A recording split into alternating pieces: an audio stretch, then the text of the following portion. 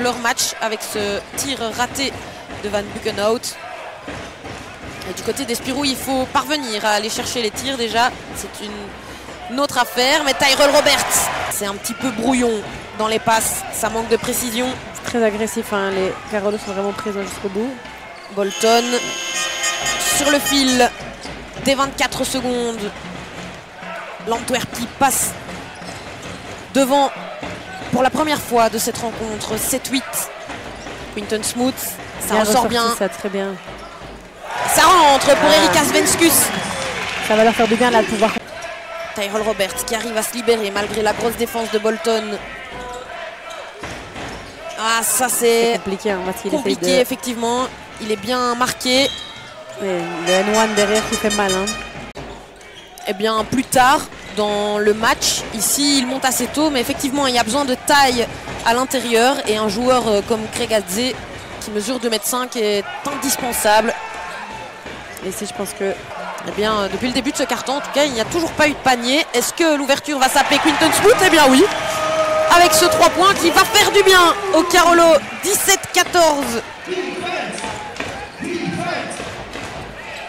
Van Buckenhout. Est-ce que les Anversois vont pouvoir réagir? C'est bien. La réponse s'appelle Jovanovic. Une belle lecture de jeu de Van Buckenhout. Très bien. Samardzic en solitaire jusqu'au bout. Léop main droite. Ça lui fait du bien, ça, les derniers shots qu'il a manqué à 3 points. Un petit Léop pour se rassurer et se remettre en confiance.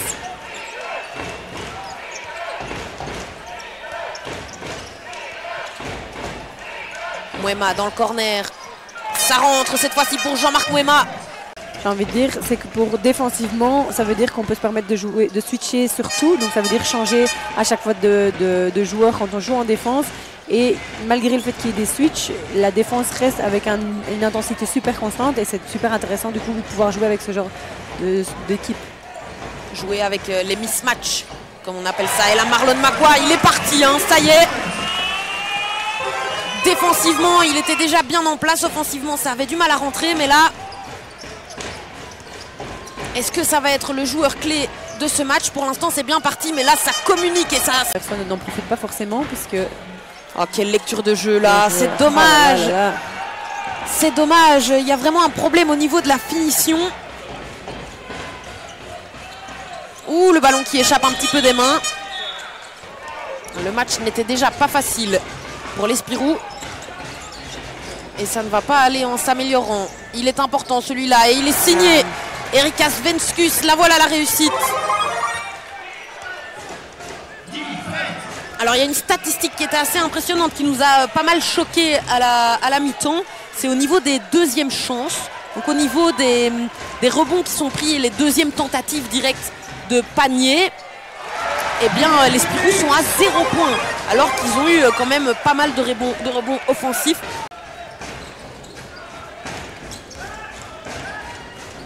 Oh, c'est magnifique cette lecture de jeu. Et quel appel de balle là de swing à l'intérieur. Anversoise, mais de l'équipe belge également. 20 ans seulement. A bien ressorti ça. Marlon Macquoy qui trouve également la réussite. Là. La récupération est tout de même Carolo. Venskus sur le 3 points avec la planche. Mais ça ne rentre pas. Ils sont 3 contre 1. Ils vont pouvoir prendre le temps. Les joueurs anversois. Enfin une contre-attaque, parce que c'est vrai qu'on n'a pas vu encore. Il y a des joueurs anversois qui commencent à s'agacer. Là, on vient de voir Swing un petit peu contrarié, mais il va quand même chercher le 2+1 derrière. Veno qui se fait un petit peu contrer là, légèrement par Craig Adze. Tyrell Robert bien dans la ligne de passe. Il va y aller jusqu'au bout, main gauche. Oh, Samardzic qui manquait de concentration. Mais c'est quand même récupéré par Craig Adze qui va y aller.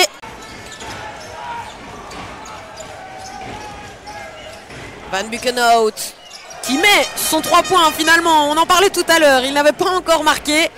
Eh bien, il en met un très important. Et par la planche. Par la planche. Mais ça, la manière des fois, on évite de la regarder. Ça compte quand même pour 3. Exactement.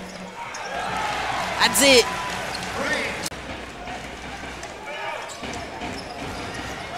Oh la bonne défense de Van Bugenhout qui va pouvoir aller mettre le petit lay-up tranquillement de l'autre côté. Mais pour moi, il faut faire changement là parce que... Ouh là là, il était en retard là, swing. Makwa qui tente d'y aller face à Skoopen, son ancien coéquipier. Il va jusqu'au bout. Et ça va rentrer pour Erika Svenskus.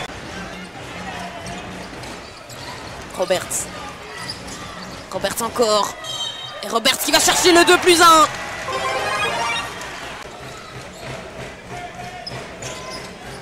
Kreuzer qui ressort vers Bolton. Bolton jusqu'au bout. Et Bolton qui parvient à aller chercher les 2 points malgré le bloc de Binet Prepelic. Tyrell Roberts une nouvelle fois qui y va. Is un petit peu de travers là, mais qui a réussi quand même à trouver 2 points supplémentaires. Bolton encore. Et là, il faut revenir. Marlon Makwa qui fait le bon retour défensif et il n'y a pas de faute offensive. Là, pour moi, il y a qui est sifflée. Faute offensive et la technique à Sam Rotzart. Parce que côté anversois, en tout cas, du sang-froid, ils en ont. On les a pas beaucoup vus râler. Un gros rebond de Venskus qui fait du bien celui-là. Continue de se battre.